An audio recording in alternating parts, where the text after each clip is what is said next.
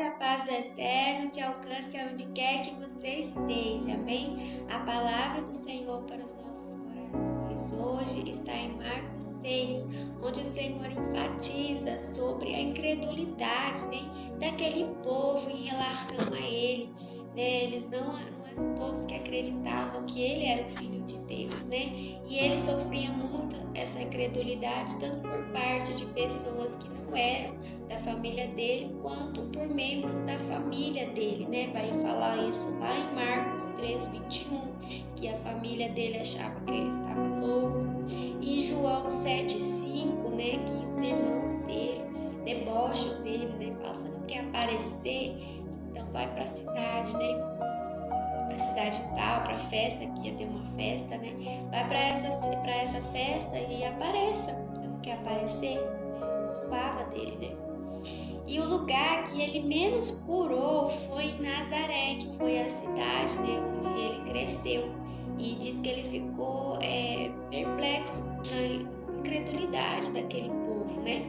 Mas é porque aquele povo tinha visto ele nascer, né?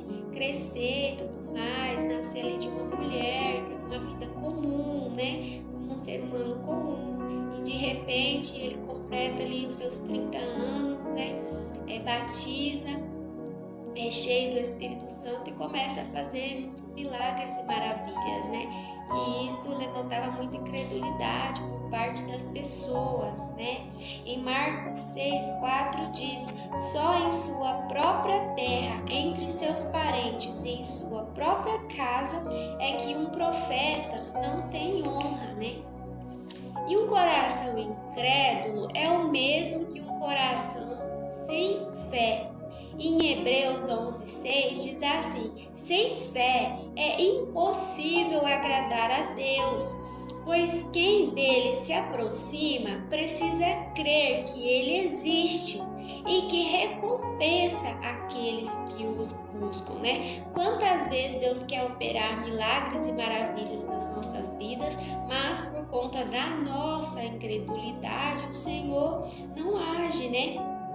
Deixamos que a situação nos desespere, ou às vezes não acreditamos que Deus se preocupa conosco, né? Ou que às vezes aquela situação tão pequena, né? Que Deus vai sair, digamos, do trono dele para resolver uma situação tão pequena e deixamos de recorrer ao Senhor, né? Ou às vezes também nós não conseguimos acreditar que Deus vai usar uma determinada pessoa para nos ajudar, porque nós conhecemos ou o passado dela, ou nós conhecemos ela no dia a dia. E todo ser humano, sendo cristão ou não, nós temos falhas, né? Nós não somos perfeitos, nós temos falhas. Então é difícil muitas vezes a pessoa acreditar que Deus vai usar aquela outra pessoa ali para nos curar, para nos abençoar, né? E acabamos perdendo a bênção do Senhor para a nossa vida, né? Deus usa quem Ele quer, na hora que Ele quer, né? Mas a gente precisa acreditar, né? E a palavra nos dá mais alguns versículos, né? Sobre o perigo da falta da fé. Em Apocalipse 21:8 diz assim: mas quanto aos tímidos, aos incrédulos, aos abomináveis, aos homicidas, aos fornicadores, e aos feiticeiros, e aos idólatras, e a todos os mentirosos, a sua parte será no lago de fogo e enxofre, o que é a segunda morte. Em Hebreus 11:1 diz: ora, a fé é o firme fundamento das coisas que se esperam e a prova das coisas que não se veem. E 2 Coríntios 5:7 diz: porque vivemos por fé e não pelo que vemos. Tiago 1:6 diz: peça, porém, com fé, não duvidando, porque o que duvida é semelhante à onda do mar, que é levado pelo vento e lançado de uma parte para outra. Em João 11:40 diz assim: disse-lhe Jesus: não te hei dito que se creres verás a glória de Deus? Em Marcos 9:23 diz: e Jesus disse-lhe: se tu podes crer, tudo é possível ao que crê. Em Mateus 21, 22 diz assim: e tudo o que pedirdes na oração, crendo, o recebereis. E o Senhor nos pede para não darmos lugar à incredulidade, mas pedir ao Senhor que nos encha de fé, pois os próprios discípulos que conviviam com Ele pediram ao Senhor, falaram para Ele: Senhor, aumenta a nossa fé. Aí Ele fala, né, se você tiver fé do tamanho de um grão de mostarda, pedir para esse monte se mover e de um lado para o outro, Ele vai.